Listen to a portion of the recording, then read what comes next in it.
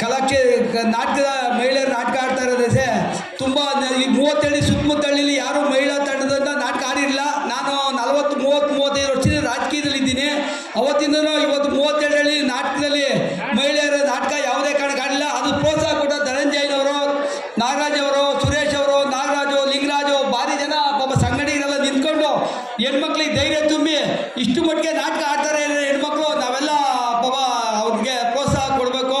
ಖಂಡಿತ ನೀವು ಇಷ್ಟೊಂದು ಜನ ಸೇರಿ ಅವ್ರಿಗೆ ಪ್ರೋತ್ಸಾಹ ಕೊಟ್ಟಿದ್ದೀರಾ.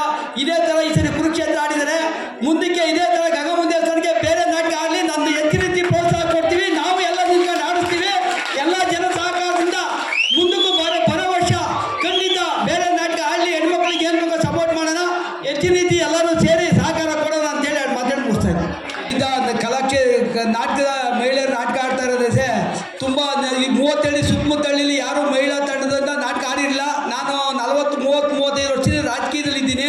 ಅವತ್ತಿಂದನೂ ಇವತ್ತು 37 ನಾಟಕದಲ್ಲಿ ಮಹಿಳೆಯರ ನಾಟಕ ಯಾವುದೇ ಕಾರಣಕ್ಕೆ ಆಡಿಲ್ಲ. ಅದು ಪ್ರೋತ್ಸಾಹ ಕೊಟ್ಟ ಧನಂಜಯನವರು, ನಾಗರಾಜ್ ಅವರು, ಸುರೇಶ್ ಅವರು, ನಾಗರಾಜು, ಲಿಂಗರಾಜು, ಭಾರಿ ಜನ ಪಾಪ ಸಂಘಟನೆಗಳೆಲ್ಲ ನಿಂತ್ಕೊಂಡು ಹೆಣ್ಮಕ್ಳಿಗೆ ಧೈರ್ಯ ತುಂಬಿ ಇಷ್ಟು ಮಟ್ಟಿಗೆ ನಾಟಕ ಆಡ್ತಾರೆ ಹೆಣ್ಮಕ್ಳು. ನಾವೆಲ್ಲ ಪಾಪ ಅವ್ರಿಗೆ ಪ್ರೋತ್ಸಾಹ ಕೊಡಬೇಕು. ಖಂಡಿತ ನೀವು ಇಷ್ಟೊಂದು ಜನ ಸೇರಿ ಅವ್ರಿಗೆ ಪ್ರೋತ್ಸಾಹ ಕೊಟ್ಟಿದ್ದೀರಾ.